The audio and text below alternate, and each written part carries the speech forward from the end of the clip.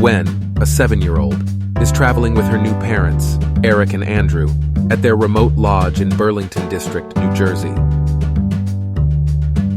During her visit, Wen is moved toward by a baffling outsider named Leonard.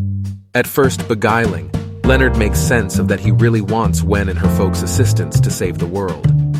While the two get to know one another getting grasshoppers, Wen becomes dubious when 3 others appear with shoddy weapons. Wen escapes to caution Eric and Andrew, however the guests break into the lodge prior to tying them up, with Eric supporting a blackout. Leonard and his sidekicks, Sabrina, Adrienne, and Redmond, guarantee to have never met before this day and have zero desire to hurt the family, yet somewhat recently, they have been constrained by dreams and an obscure ability to track down the family. The gathering predict a forthcoming end of the world where Leonard claims seas will rise, a plague will plummet, the sky will fall, lastly a ceaseless dimness will dive. This must be deflected on the off chance that the family kills one of their own as a penance. They are cautioned that, while they will endure the end of the world, in the event that they don't decide, they will be ill-fated to be the last individuals alive. Eric and Andrew accept the gathering is lying and the assault is established in disdain and hallucinations.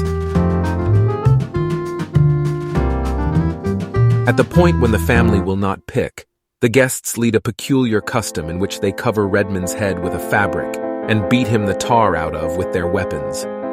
Eric, who is concussed, accepts he sees a figure of light as Redmond passes on.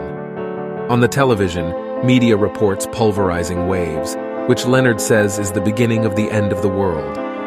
Andrew comes to accept that Redmond is really Jeff O'Bannon, a homophobe who attacked him in a bar quite a while back, for which he went to jail.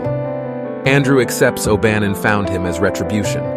Leonard, Sabrina, and Adrienne question assuming Andrew is correct and battle with their responsibility, however keep up with that they trust their dreams. They uncover that Redmond's passing has briefly postponed the end of the world. The following day, the gatecrashers penance Adrienne as Eric and Andrew will not pick a penance. The calamities go on as a plague spreads across the globe. Andrew demands the calamities are unintentional, and the guests were expecting pre-booked news broadcasting. Sabrina portrays how she and different guests were driven by their dreams and impulses to think of each as other on the web, execute subtleties of their arrangement like their weapons, and to proceed ahead when they needed to stand up to.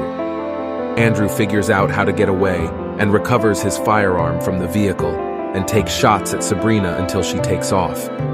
Andrew tracks down Redmond's wallet and demonstrates to Leonard that he was Jeff. Harmed from his assault and their tires cut, Andrew accepts the 4 arrived in a truck close by and secures Leonard in the restroom. Sabrina breaks into the house and Andrew lethally harms her. Leonard then, at that point, fools Andrew into coming into the restroom and overwhelms him, taking the firearm. Leonard actually forfeits Sabrina, and the transmissions shows unconstrained plane accidents occurring all over the planet. Understanding their time is practically up, Leonard takes the 3 onto the back deck as the sky darkens and lightning starts to set the earth ablaze. Prior to forfeiting himself, Leonard lets them know they have just minutes to choose before it is past the point of no return, and slices his throat. Eric currently accepts that the occasions are genuine, and the gatecrashers each address the 4 horsemen of the end times. Not believing Wen should experience childhood in an obliterated world, Eric offers himself as the penance. He guarantees that he saw a light before the guests killed Redmond, and that he saw a fate of the world actually making do, and Wen is grown up, and Andrew is still there for her. Eric feels that they were decided to forfeit their family in light of the fact that their family's affection was unadulterated. Andrew then, at that point, hesitantly shoots and kills Eric.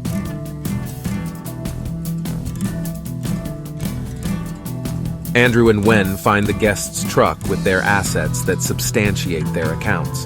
They drive to a jam-packed close-by coffee shop, where news covers the television affirm that the fiascos have died down and the world is saved.